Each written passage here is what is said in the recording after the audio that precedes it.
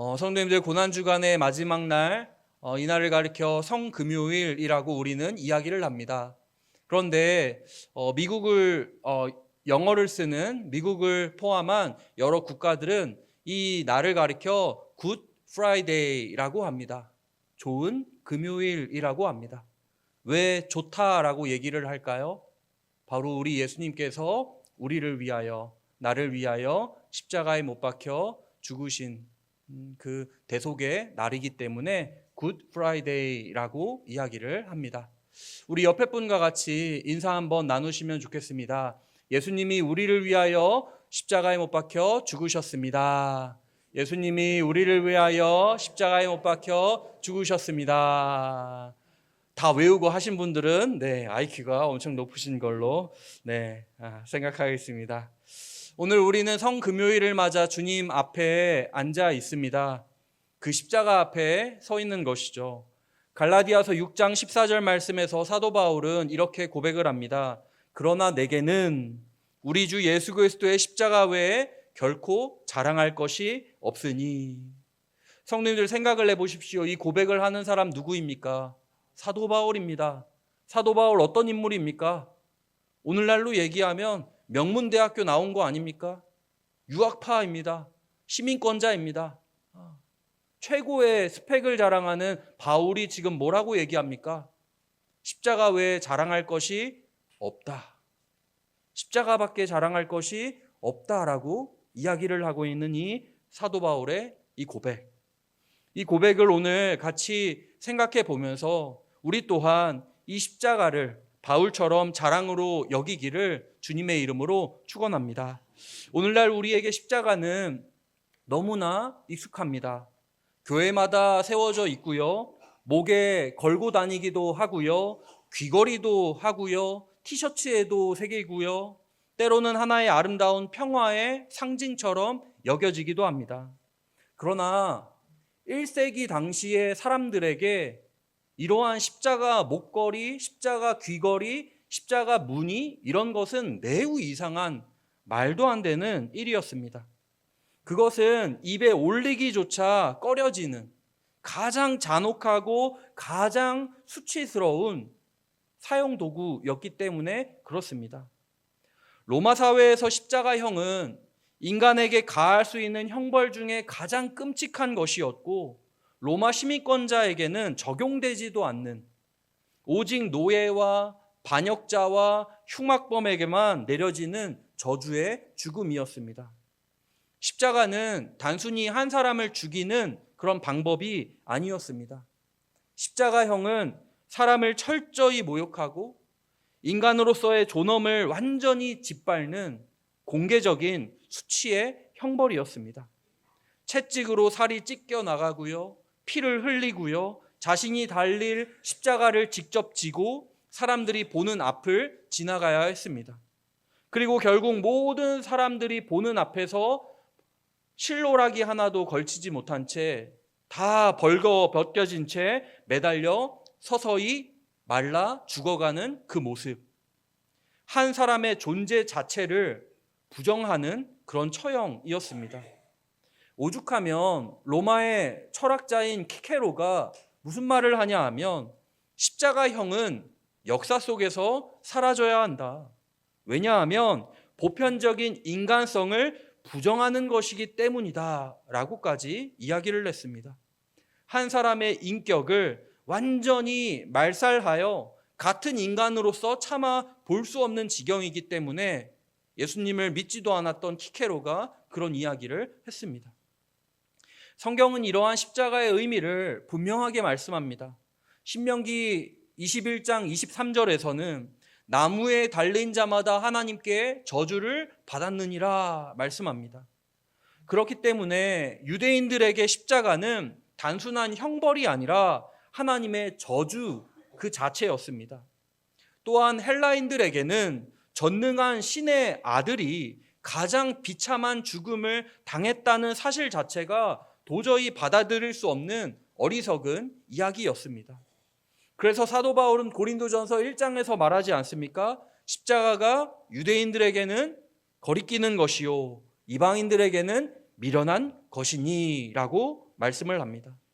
그런데 바울은 그 십자가 외에 결코 자랑할 것이 없다라고 말하면서 오직 십자가만을 자신의 자랑으로 삼겠다라고 이야기를 하고 있습니다. 이것은 인간적으로는 이해할 수 없는 선언입니다. 가장 수치스러운 것을 가장 영광스러운 것으로, 가장 자랑할 만한 것으로 이야기하고 있기 때문에 그렇습니다. 가장 끔찍한 처형 도구를 가장 자랑스러운 것으로 붙들고 있기 때문에 그렇습니다. 성도님들, 오늘 성금요일에 우리가 앉아 있는 자리는 바로 이 역설의 자리입니다. 우리에게 너무나 익숙해진 십자가의 진짜 얼굴을 다시 마주하는 자리입니다. 동시에 그 처절한 고통의 현장 속에 숨겨 있는 하나님의 놀라운 지혜와 사랑을 발견하는 자리가 바로 십자가입니다. 오늘 이 밤 십자가의 참 의미 앞에 다시 우리 모두 함께 서서 그 고통과 사랑을 깊이 묵상하며 우리의 삶의 유일한 자랑이 무엇인지 다시금 돌아보는 은혜의 시간이 되기를 간절히 소원합니다. 이제 우리는 십자가의 실제 모습을 더 깊이 생각해 보겠습니다. 십자가는 단순한 상징이 아니라 매우 구체적이고 처절한 고통의 과정이었습니다. 십자가 처형에는 일정한 단계가 순서가 있습니다. 먼저 총독의 뜰에서 매질이 시작됩니다. 로마 병사들은 두꺼운 몽둥이와 채찍으로 죄수를 때렸습니다. 그 채찍 끝에는 금속 조각이나 뼈 조각이 달려 있어서 한번 휘두를 때마다 살점이 뜯겨져 나갔습니다. 그래서 당시 사람들은 십자가에 달리기 전에 이미 절반은 죽는다라고 말할 정도였습니다. 로마 병사들 입장에서 어떤 생각인지 아십니까?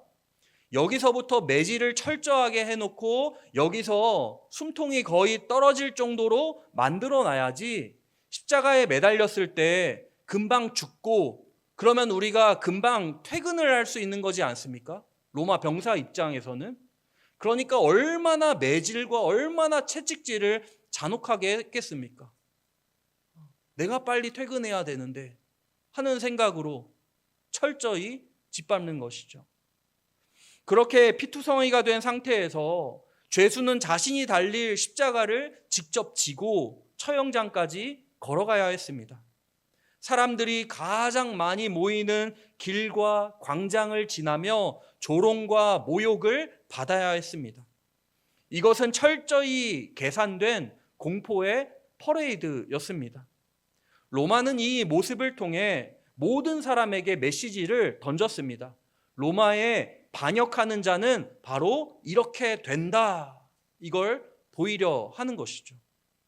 그리고 마침내 십자가에 못 박히게 됩니다.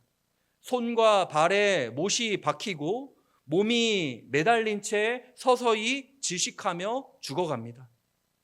숨을 쉬기 위해 찢어진 몸을 억지로 밀어 올려야 했고 그때마다 극심한 고통이 반복되었습니다.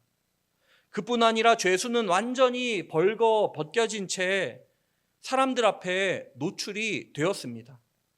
인간으로서의 마지막 존엄마저 완전히 박탈을 당했습니다. 죽은 이후에는 온전한 장례를 치르지 못하고 시신은 그대로 방치되어 짐승의 먹이가 되어버렸습니다. 이것이 바로 십자가 처형입니다. 성도님들, 이것이 우리가 믿는 우리의 구원자이신 하나님의 아드님이신 예수님이 달리셨던 십자가입니다. 다른 누가 달린 게 아니라 우리 예수님이, 하나님의 아들이신 예수님이 달리신 십자가가 바로 그 십자가입니다. 우리는 이 사실이 무뎌져서는 안 됩니다. 끔찍한 현실을 직면하지 않고서는 십자가의 참된 의미를 결코 이해할 수가 없습니다. 이러한 십자가는 유대인들에게는 도저히 받아들일 수 없는 것이었습니다. 나무에 달린 자마다 하나님께 저주를 받았다라고 성경이 분명히 말씀하고 있는데 예수님이 나무 십자가에 달리지 않았습니까? 하나님의 저주 아래에 있는 자다라는 결론이 나올 수밖에 없었습니다. 어떻게 메시아가 저주받은 모습으로 죽을 수 있겠습니까? 이것은 그들에게 걸림돌이었습니다. 헬라인들에게도 마찬가지입니다. 그들은 지혜와 철학을 사랑했던 사람들입니다. 그런데 전능한 신의 아들이 가장 비참하고 무력한 죽음을 당했다는 것은 도저히 이성적으로는 받아들일 수 없는 이야기였습니다. 신이라면 강하고 영광스러워야 하는데 십자가는 그 모든 기대를 완전히 무너뜨리는 사건이지 않습니까? 그래서 그들에게 십자가는 미련한 것이었습니다. 그러나 바로 그 지점에서 하나님의 역설적인 지혜가 드러납니다. 사도 바울은 고린도전서 1장 18절에서 십자가의 도가 멸망하는 자들에게는 미련한 것이요 구원을 받는 우리에게는 하나님의 능력이라 선언을 하고 있습니다.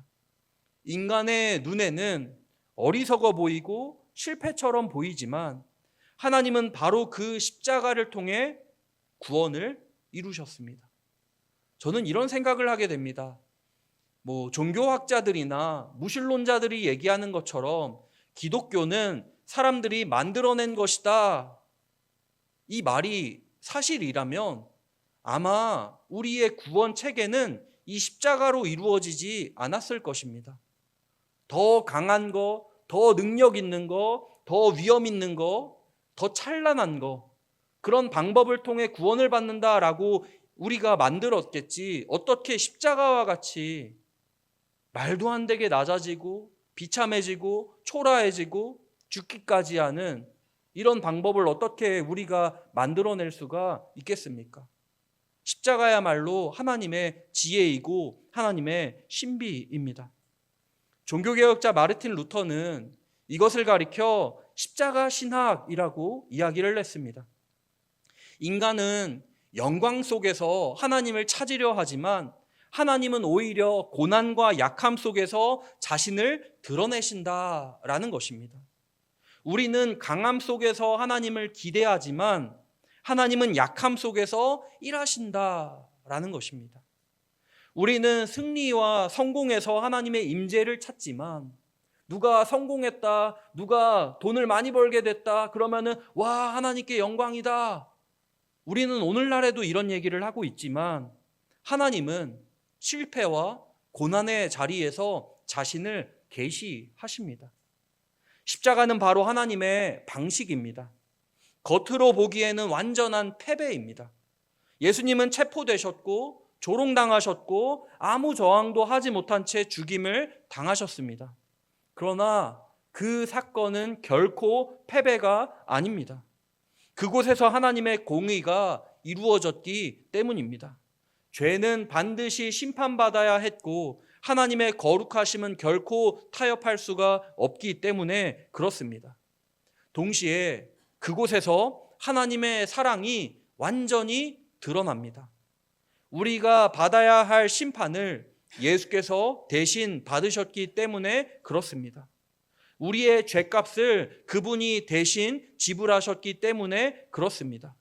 공의와 사랑, 이 두 가지는 인간의 방식으로는 결코 함께 설 수 없는 것처럼 보입니다. 그러나 십자가에서 이 둘은 완벽히 하나가 됩니다. 공의와 사랑이 만나는 지점, 바로 십자가입니다. 세상은 이것을 미련하다 얘기합니다. 그러나 그 미련함 속에 하나님의 가장 깊은 지혜가 숨겨져 있습니다. 세상은 이것을 실패라고 얘기합니다. 그러나 그 실패처럼 보이는 자리에서 하나님의 가장 위대한 승리가 이루어졌습니다. 그러므로 우리는 이제 질문해야 합니다. 나는 여전히 세상의 눈으로 십자가를 바라보고 있는가? 아니면 하나님의 눈으로 십자가를 바라보고 있는가? 이 질문 앞에 설 때 우리는 비로소 바울의 고백이 이해되기 시작합니다. 왜 그가 그토록 끔찍한 십자가를 자랑이라고 말하는지 그 이유를 조금씩 깨닫게 됩니다. 이제 우리는 십자가를 더 깊은 차원에서 한번 생각해 보려고 합니다. 십자가는 단순히 죄 없으신 예수님이 억울하게 죽으신 사건이 아닙니다. 그것은 하나님께서 친히 우리를 위해 고통의 자리로 내려오신 사건입니다. 다시 말해 십자가는 하나님이 고통당하신 사건입니다.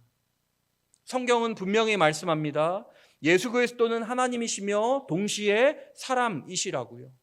빌립보서 2장 6절에서 8절까지 말씀을 보면 그는 근본 하나님의 본체시나 하나님과 동등됨을 취할 것으로 여기지 아니하시고 오히려 자기를 비워 종의 형체를 입으사 사람들과 같이 되셨고 자기를 낮추시고 죽기까지 복종하셨으니 곧 십자가에서 죽으심이라. 이것을 우리는 헬라어로 케노시스, 자기 비움이라고 이야기를 합니다. 하나님이 인간이 되셨다는 사실 자체도 놀라운 사건이지만 그분이 선택하신 죽음의 방식이 십자가였다라는 것은 더더욱 충격적입니다.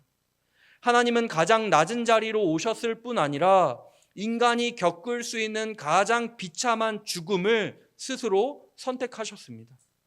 이것은 우연이 아니라 하나님의 의도적인 선택입니다. 우리를 향한 구원을 위해서 그 선택을 하신 것이죠.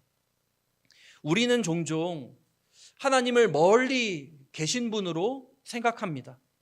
우리의 고통을 아실까 싶고 우리의 눈물을 이해하실까 싶습니다. 그러나 십자가는 그 모든 생각이 완전히 잘못된 생각임을 우리에게 보여줍니다. 하나님은 우리의 고통을 아시는 정도가 아니라 직접 겪으신 분이라고 우리에게 말씀을 하고 있습니다. 예수님은 십자가 위에서 극심한 육체적 고통뿐 아니라 영적인 고통도 함께 겪으셨습니다. 엘리 엘리 라마 사박다니 나의 하나님 어찌하여 나를 버리시나이까. 이 외침은 단순한 고통의 표호가 아닙니다.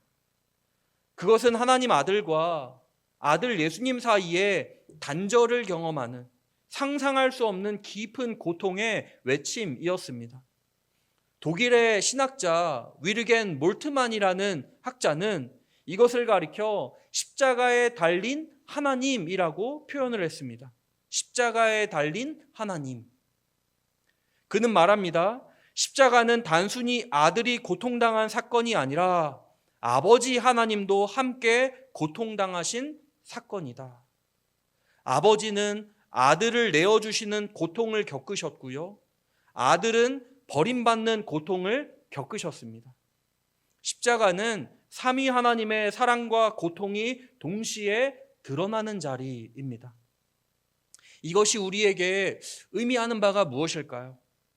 하나님은 결코 우리의 고통과 무관한 분이 아니시다라는 겁니다. 우리가 눈물을 흘릴 때 하나님은 그 눈물을 모르시는 분이 아니시다라는 겁니다. 우리가 외로워할 때 하나님은 그 외로움을 이해하지 못하는 분이 아니시다라는 겁니다. 하나님은 오히려 우리보다 더 깊은 고통을 경험하신 분이십니다. 그래서 히브리서 4장 15절은 우리에게 있는 대제사장은 우리의 연약함을 동정하지 못하실 이가 아니요 말씀하고 있지 않습니까? 십자가는 하나님의 공감이 아니라 하나님의 참여입니다. 하나님은 멀리서 우리를 위로하시는 분이 아니라 우리의 고통 속으로 들어오셔서 함께 고통당하시는 분이십니다. 그러나 십자가는 단순히 고통의 연대에서 하나님이 나의 고통과 함께 하시는 것에서 끝나지 않습니다.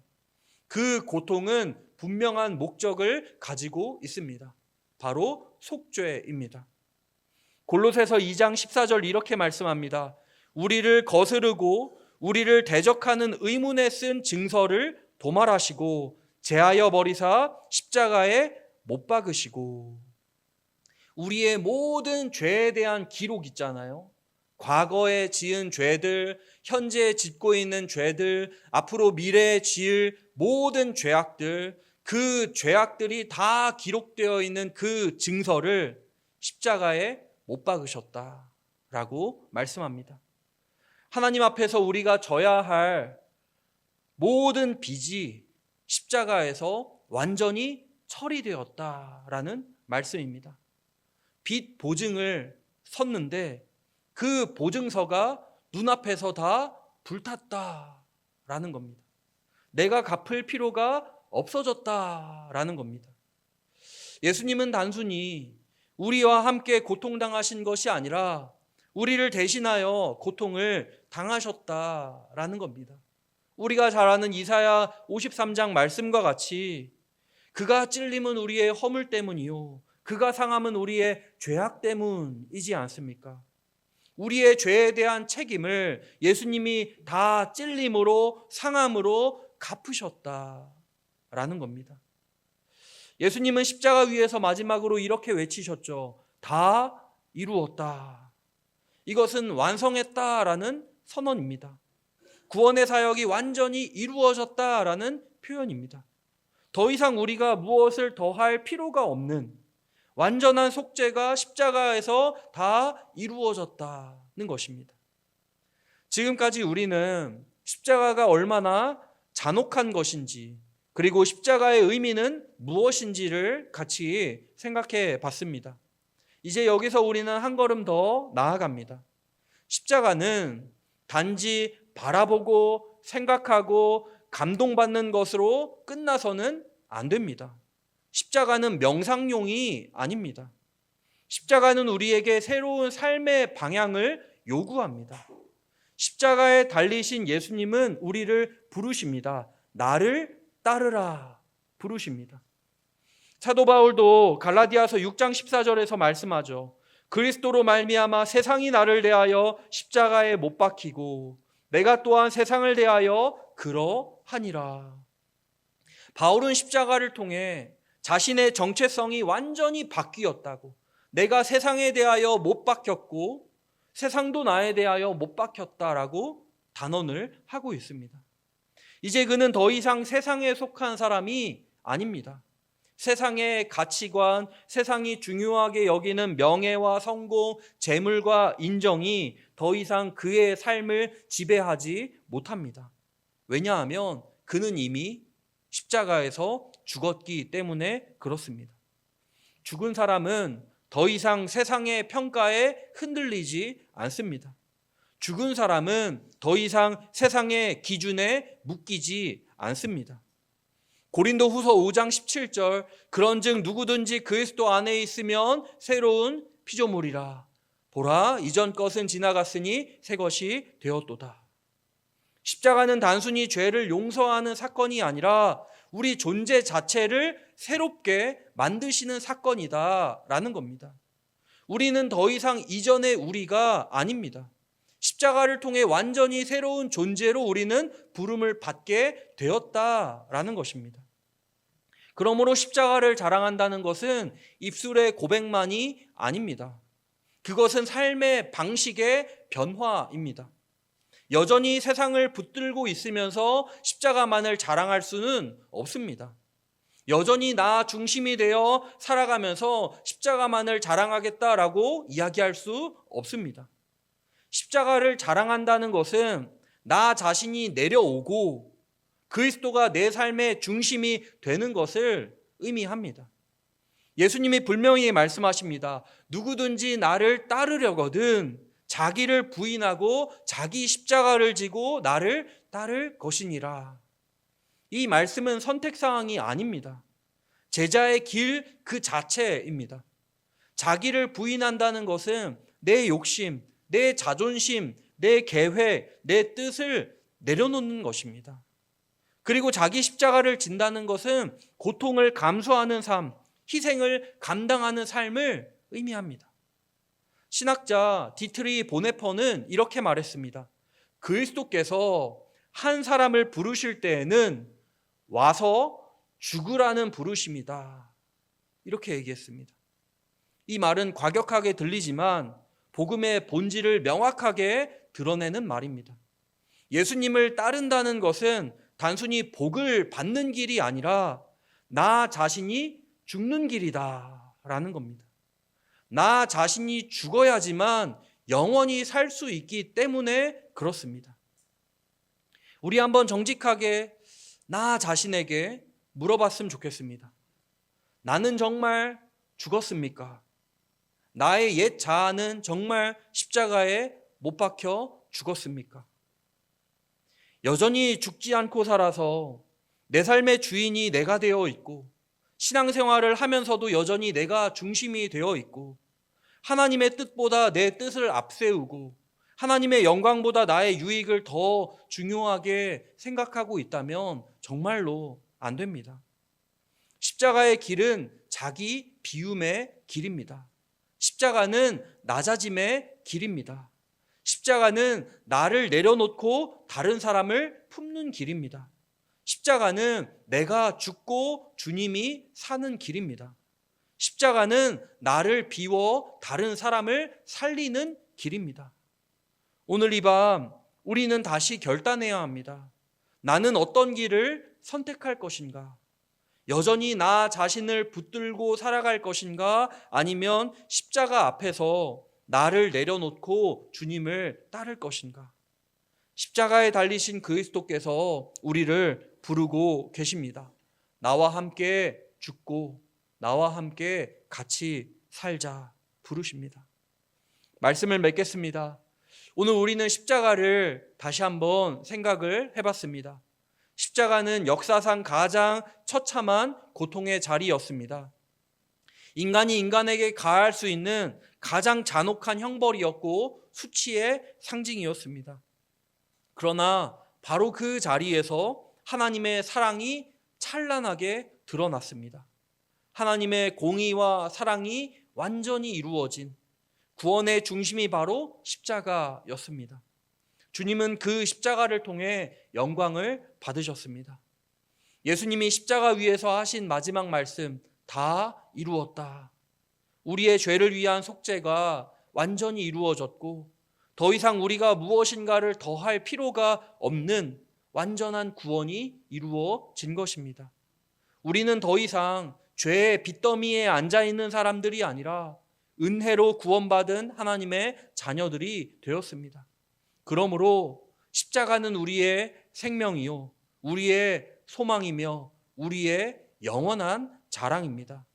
사도 바울이 고백했던 것처럼 내게는 우리 주 예수 그리스도의 십자가 외에 결코 자랑할 것이 없다는 이 고백이 바로 나의 고백, 우리의 고백이 되기를 간절히 소원합니다.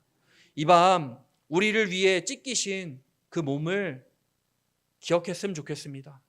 우리를 위해 흘리신 그 피를 묵상했으면 좋겠습니다. 그 사랑 앞에서 우리의 마음을 다시 드리기를 원합니다. 그리고 결단하기 원합니다. 이제 나는 십자가를 붙들고 살겠습니다. 십자가를 자랑하며 살겠습니다. 십자가의 길을 따라 살겠습니다. 주님께서 나를 위해 걸어가신 그 길, 이제 내가 따라가겠습니다. 성금요일의 이 고요한 밤에 우리의 심령 깊은 곳에서 다시 한번 고백이 일어나길 소원합니다. 주님, 내 삶의 유일한 자랑은 오직 십자가, 오직 십자가입니다. 이 고백이 우리 모두의 고백이 되기를 간절히 소원합니다. 우리 같이 찬양하고 기도의 자리로 나아가